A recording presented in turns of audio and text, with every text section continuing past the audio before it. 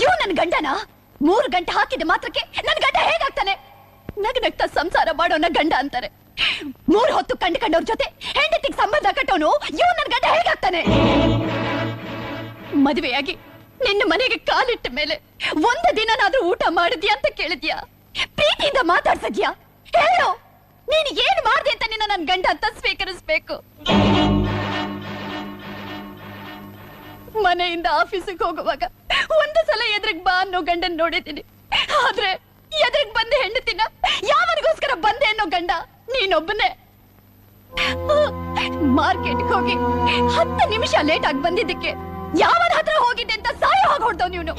ನನಗ್ ಗೊತ್ತೇ, ಚೆನ್ನಾಗ್ ಗೊತ್ತು. ನೀನೇ ಅಲ್ಲ, ಹಿಂದೂ ಸಂಪ್ರದಾಯದಲ್ಲಿ ಹುಟ್ಟಿದ ಯಾವುದೇ ಹೆಣ್ಣು ಗಂಡ ಬದುಕಿರುವಾಗ ತಾಳಿ ತೆಗೆಯಲ್ಲ.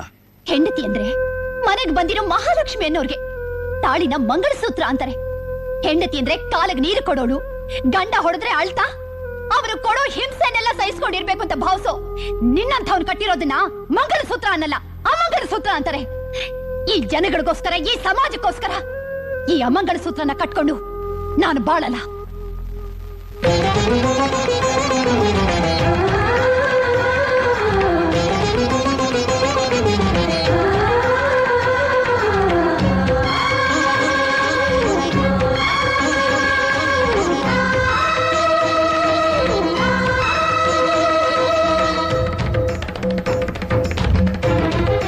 ನಿನ್ನಂಥ ಗಂಡನ ಜೊತೆ ಅರ್ಧ ಸಂಸಾರ ಮಾಡೋದಕ್ಕಿಂತ ಯಾವುದಾದ್ರೂ ದೇವಸ್ಥಾನದಲ್ಲಿ ನನ್ನ ಜೀವನ ಕಳೆದ್ರೆ ಪುಣ್ಯನಾದ್ರೂ ಸಿಗುತ್ತೆ.